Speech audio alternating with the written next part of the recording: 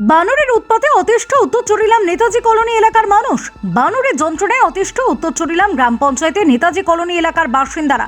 ঘরের মধ্যে ঢুকে চাল, ডাল, তরি তরকারি, মুড়ি, বিস্কুট, রান্না করা ভাত সব কিছুই নিয়ে পালিয়ে যায় বানরের দল। ঘরের দরজা বন্ধ রেখেও কোনো কাজ হয় না। বাড়ি ঘরের সমস্ত ফসল নষ্ট করে ঘরে ঢুকে সব কিছু নিয়ে যাচ্ছে।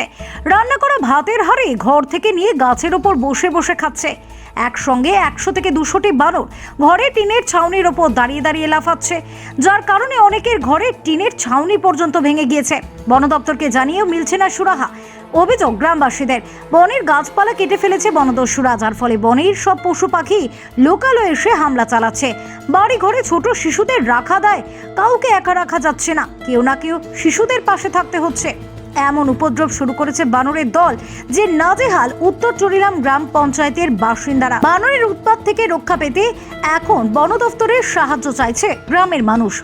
আমরা উত্তর চরিলাম গ্রাম পঞ্চায়েতের 2 নম্বর ওয়ার্ডে নেতাজি কলোনি। বান্দর উপদ্রব চারপাশ থাকতে পারি না। ভাত খেলাম, গরু লিখা, চাল নেগা, এটা নেগা, সব কিছু দেখা। বান্দর কী করা যায় আপনারা চিন্তা করবেন। আমি ছোটরা আছে আপনাদের কাছে পরে ডিপার্টমেন্টের কাছে, তারা হচ্ছে বান্দর তাতে কীভাবে তারা এটা শুরু করতে পারে। এই বাচ্চা টাচ্চা থাকলে এই ডিরে কিটা করে ছোট বাচ্চারা বাচ্চা দৌড়ান যে পরে আজকে কি দিয়েছে আচ্ছা কি আচ্ছা বাচ্চা দৌড়ে না ঘরে বান্দরে। আপনার নাম নাম কি? Super super.